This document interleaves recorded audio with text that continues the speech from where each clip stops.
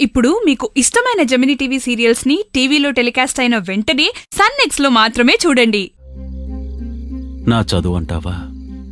నాకు సరిపడా సంపాదనిచ్చేంత చదువు కాదు. ఇక నాకున్న అవకాశం సిటీకి వెళ్లి పనిచేయడం.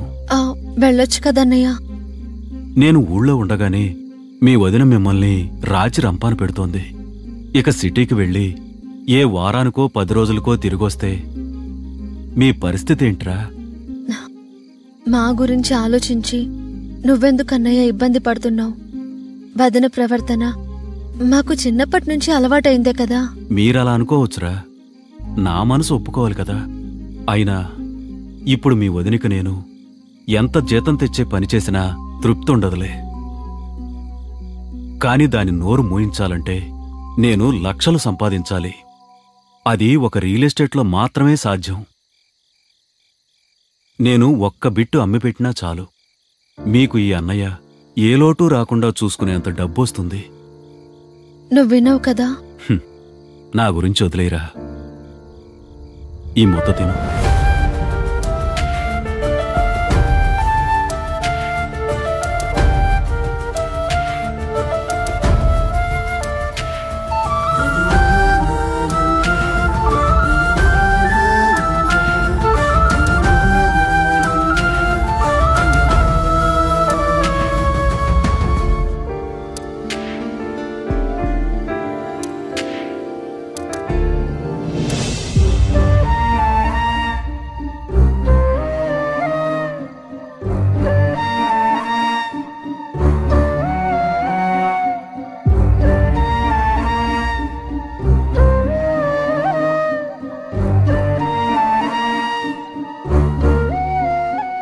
ఏంటన్నయ్య ఆ కన్నీళ్లు?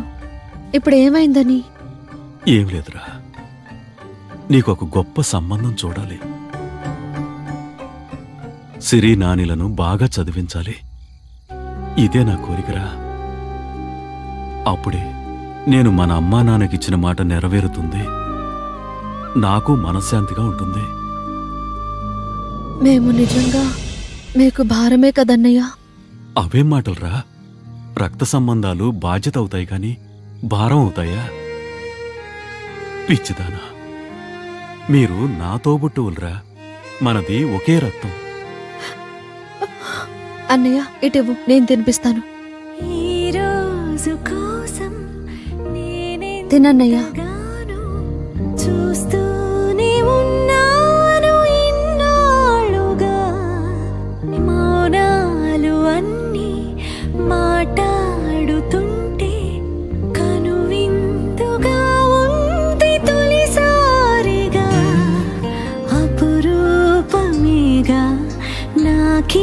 క్షణాలు దాచేసుకుంటాను జ్ఞాపకాలుగా. అన్నయ్య నువ్వు పిలిస్తే చెల్లిలా జన్మనిస్తాను. హాయి హాయిగాను నవ్వితే ఎంత ఎంత మురిసిపోతాను. ఆ భవాని నిన్ను టార్గెట్ చేసి మాట్లాడుతుంటే నాకు ఒళ్ళు మండిపోయిందమ్మా. వాళ్ళెవరమ్మా మనల్నంటానికి? వాళ్ల గురించి వదిలేవే, వాళ్ళు మనకి పెద్ద అడ్డు కాదు. నా ఆలోచన అంతా ఖుషీలో అమ్మ గురించి కలిగిన ధ్యాసని ఎలా క్యాష్ చేసుకోవాలా అని. నాకు అర్థం కాలేదు మమ్మీ. అన్నీ నీకే అర్థం అవుతాయి కాని ఇప్పుడు శ్యామ్ ఖుషీకి ఏం చెప్తాడు?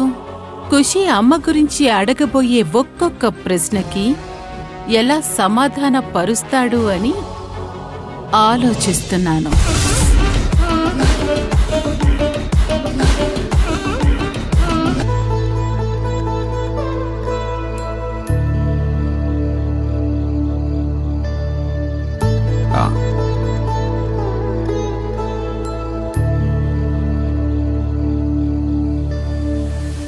ఏంట్రా, డాడీ మీద కోపంతో అన్నం మీద అలుగుతావా?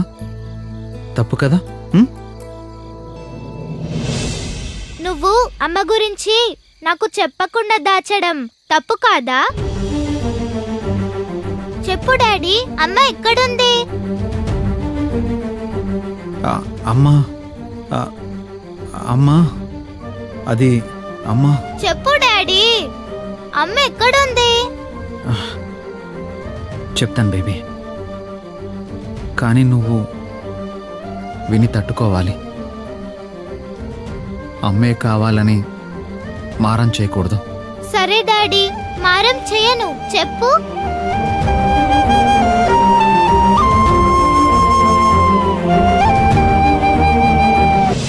మీ అమ్మ చనిపోయింది బేబీ. చనిపోవడం అంటే? చెప్పు డాడీ, చనిపోవడం అంటే ఏంటి? చనిపోవడం అంటే మాయమైపోవడం అన్నమాట. అలా ఎలా మాయమైపోయింది? ఎలా అంటే అప్పుడప్పుడు మనం హైడ్ అండ్ సీక్ ఆడినప్పుడు నేను సడన్ గా మాయమైపోతాను కదా, అలా అన్నమాట. నువ్వు మాయమైనా మళ్ళీ వెంటనే వచ్చేస్తావుగా, మరి అమ్మెందుకు రాలేదు? అసలు అమ్మని ఎవరు మాయం చేశారు డాడీ?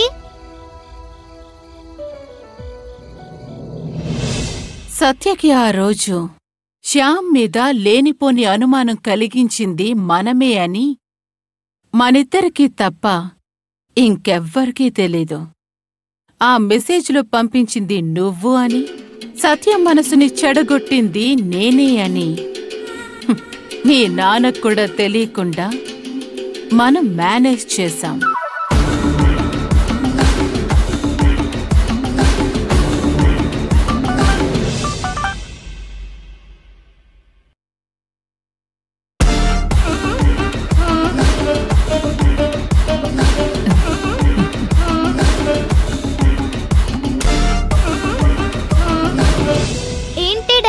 అప్పటి నుండి ఏదేదో చెప్తున్నావు, కానీ అమ్మ మాయమై ఎక్కడికి వెళ్ళిందంటే చెప్పడం లేదు.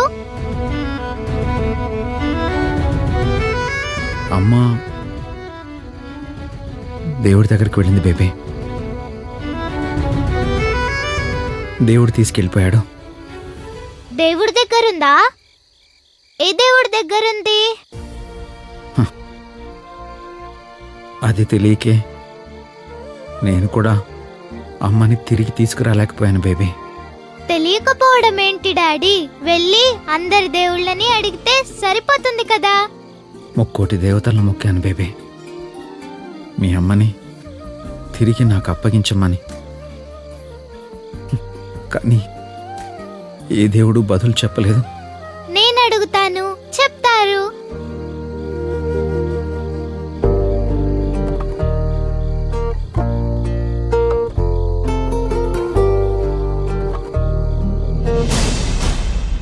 ఖుషీకి అమ్మగా నువ్వే ఉండాలి. ఈ ఆస్తి మీద, ఈ ఇంటి మీద మన పెత్తనం ఉండాలి. లేదంటే మనం సత్య విషయంలో చేసిన దానికి, సత్య చావుకి అర్థమే లేకుండా పోతుంది.